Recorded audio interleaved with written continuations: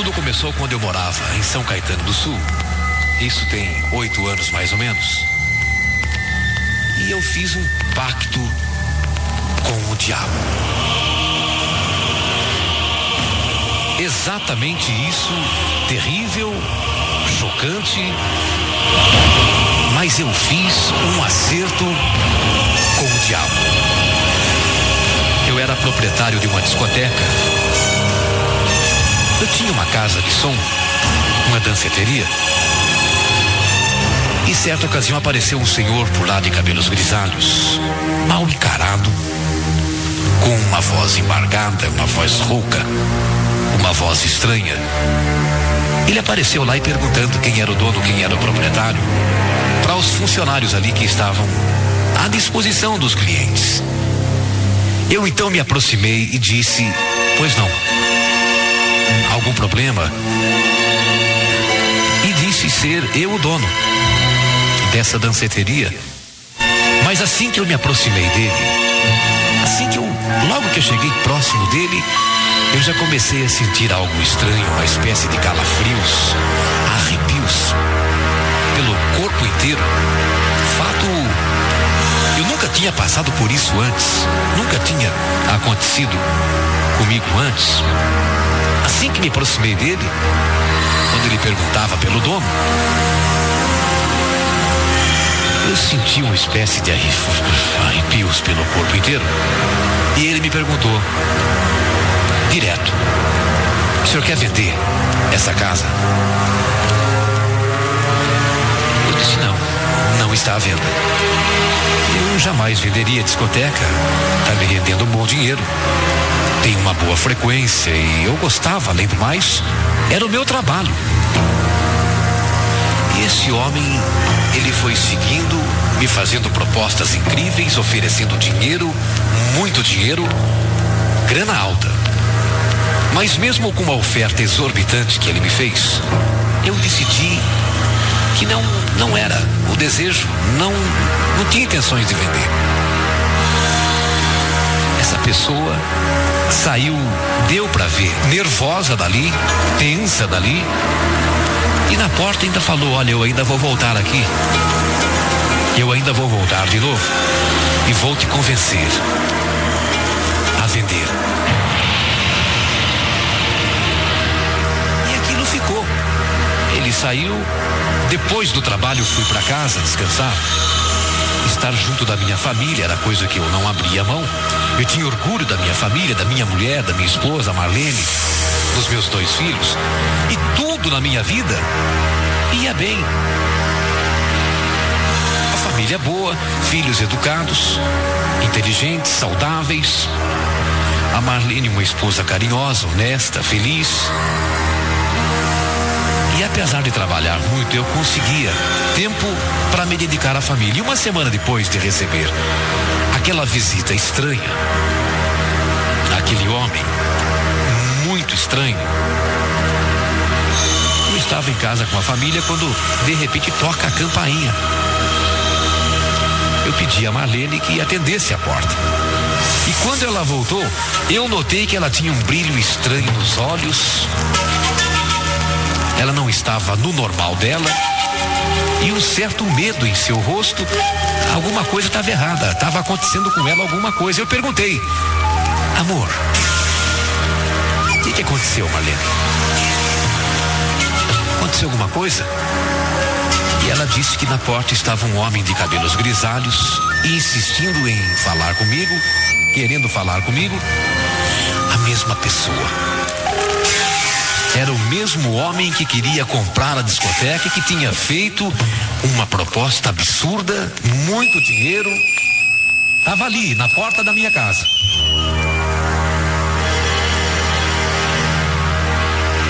O mesmo homem.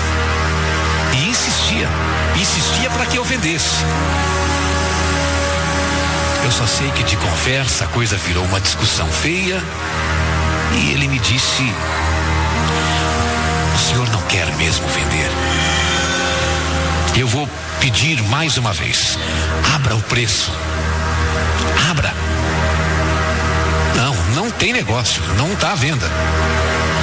Não vou vender. Pois fique sabendo então que você vai perder. Você, aliás, não vai só perder a discoteca, como vai perder tudo. A família. A sua família. E foi embora. E saiu. O tempo passou, até desde que eu até tinha esquecido o tal homem. Mas me lembrei logo porque as coisas começaram a ficar feias, de repente, pro meu lado. A discoteca, que sempre foi um sucesso de público, começou a fracassar.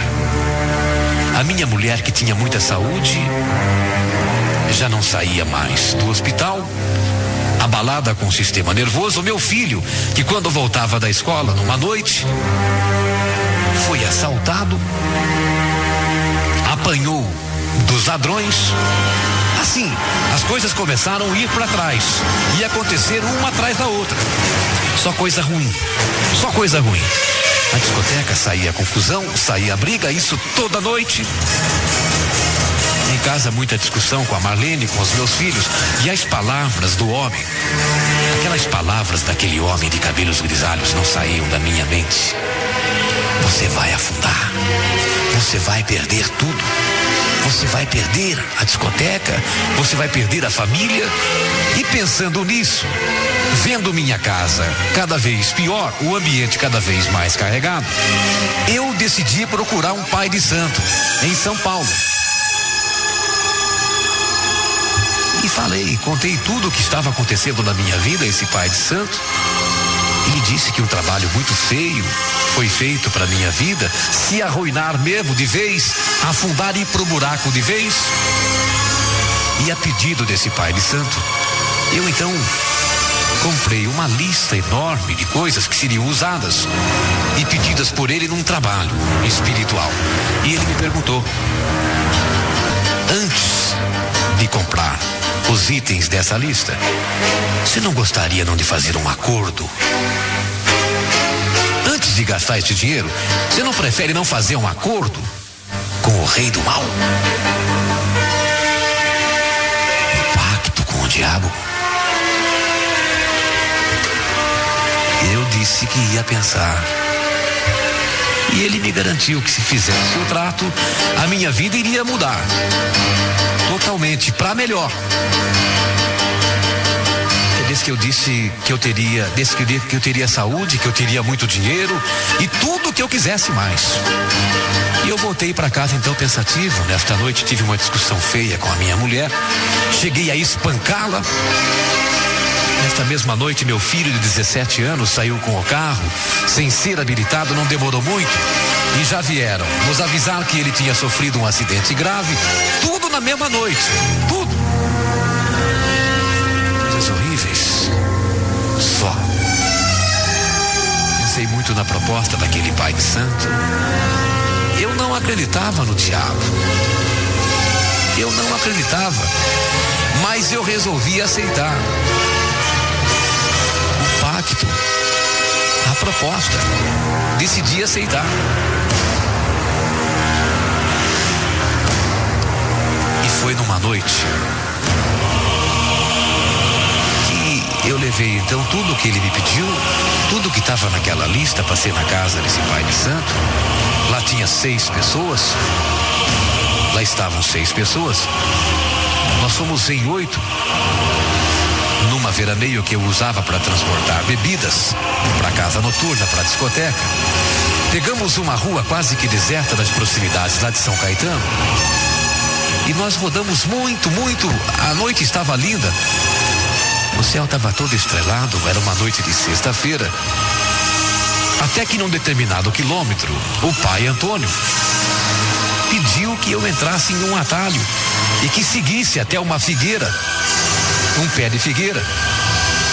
Fiz o que ele pediu, rodei alguns minutos, entramos num matagal fechado onde se destacava a tal figueira. Retiramos todo o material do carro, colocamos junto ao pé da figueira e todos se prepararam.